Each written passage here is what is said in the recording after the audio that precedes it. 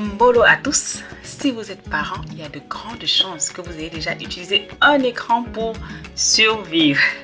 Ici, on ne juge pas, on comprend.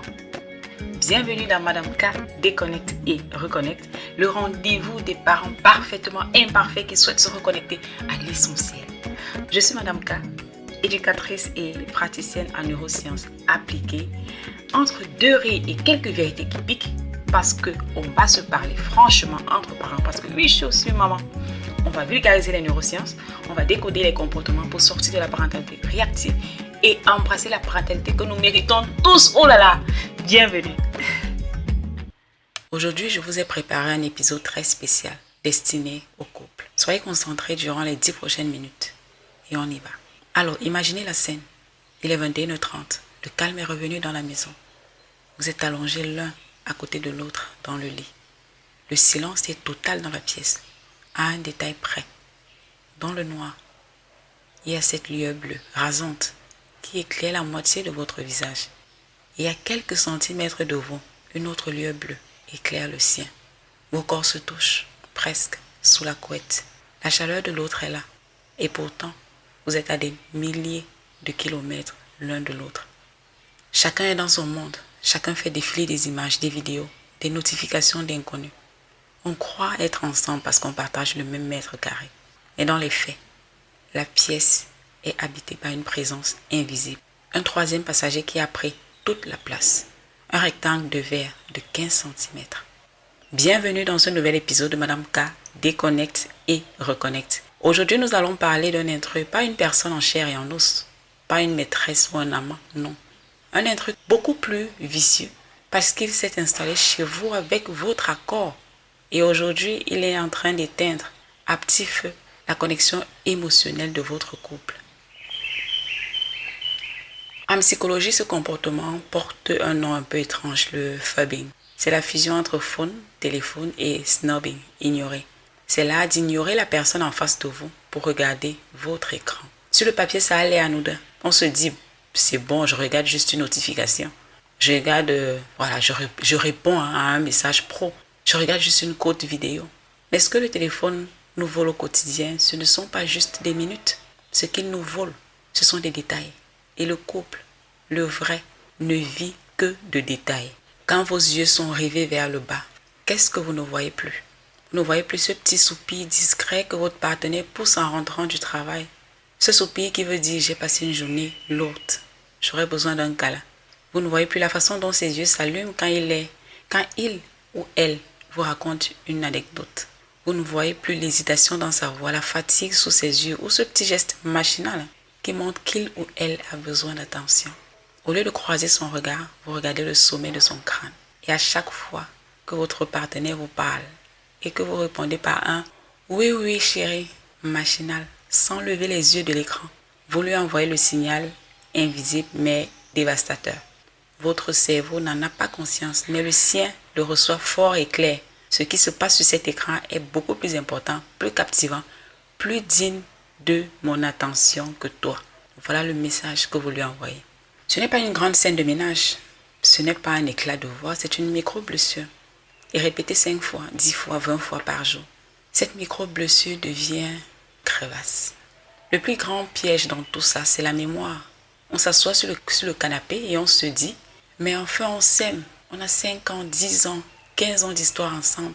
On a des souvenirs magnifiques, des voyages, des projets, oui. On vit sur le carburant du passé. On a le souvenir très net de s'être aimé passionnément. Mais quand on regarde le présent, on ne sait plus trop ce qui nous est arrivé. On ne se dispute même pas. On s'évite sans le vouloir. Le téléphone est devenu notre doudou d'évitement. Dès qu'il y a 3 secondes de blanc dans la conversation, au lieu de meubler ce blanc par une pensée, un geste ou simplement une présence paisible, on dégaine le téléphone, on anesthésie le vide, on remplit le silence par un bruit numérique. On finit par créer ce que j'appelle la solitude partagée. Être seul dans une pièce, c'est naturel. Mais être seul à deux, séparé par un écran, oh mon Dieu, c'est l'une des formes de solitude les plus douloureuses qui soient. On ne se quitte pas parce qu'on ne s'aime plus, on se quitte parce qu'on ne se voit plus. L'amour ne meurt pas toujours sous le coup d'une grande tragédie. Il meurt souvent d'inattention répétée. Alors la question que je veux vous poser aujourd'hui, C'est est-ce qu'on laisse cet intrus gagner? Est-ce qu'on le laisse grignoter nos plus belles années d'intimité? Je pense que pour vous comme pour moi, la réponse est non. Parce qu'il suffit de peu de choses pour faire renaître la flamme. Il ne s'agit pas de jeter nos smartphones à la poubelle, non. Il s'agit de leur réapprendre leur juste place à notre service, pas au milieu de nos relations. Alors, comme toujours, je vous propose 3 petits rituels simples que je vous invite à tester dès ce soir. Premier rituel, le sanctuaire du lit. Décidez ensemble que la chambre à coucher, ou au moins les 30 minutes avant de dormir, deviennent une zone all-in. Pas de téléphone sur la table de chevet. Achetez un réveil classique, si besoin. Retrouvez la pénombre, le son de la voix de l'autre, le contact des mains.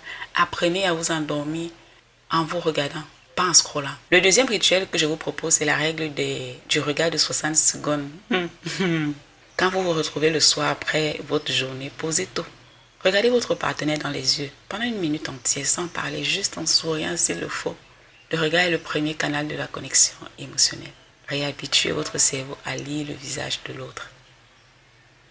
Le troisième rituel que je vous propose, remplacez l'envoi par le dialogue. Au lieu de lui envoyer 10 vidéos Instagram dans la journée en vous disant « on en parlera ce soir », gardez vos découvertes, vos pensées pour le moment où vous serez l'un face à l'autre. Et voilà, posez-lui cette question simple et magique. De quoi as-tu besoin ce soir? Plutôt que « tu as vu mon message ». Il y a une différence, n'est-ce pas? Vos notifications peuvent attendre 10 minutes, 1 heure ou toute une nuit. Le monde continuera de tourner sans que vous ayez liké cette photo ou répondu à ce mail à 22 heures. Mais le regard de la personne qui partage votre vie, lui, n'attendra pas infiniment. Ne laissez pas un écran éteindre la flamme que vous avez mis des années à allumer. La rareté absolue de notre siècle, ce n'est pas l'information, c'est l'attention. Offrez à la personne que vous aimez le plus beau des cadeaux, votre attention pleine, entière et consciente. Ce soir, quand cet épisode sera terminé, je vous propose une toute petite expérience. Posez votre téléphone face contre table, éteignez l'écran, tournez-vous vers la personne qui partage votre vie. Regardez-la, vraiment, et dites-lui simplement, je suis là, je suis là. Prenez soin de vous et surtout, prenez soin de ceux que vous aimez. C'était Madame K. Merci de m'avoir écouté. Comme toujours, c'est un réel plaisir pour moi de partager ce moment avec vous. Je vous donne rendez-vous la semaine prochaine pour un nouveau numéro. Et d'ici là, soyez indulgents avec vous-même, mais restez conscients. Ici, on déconnecte pour mieux se reconnecter à la maison. C'était Madame K. Home, Pichi Profond.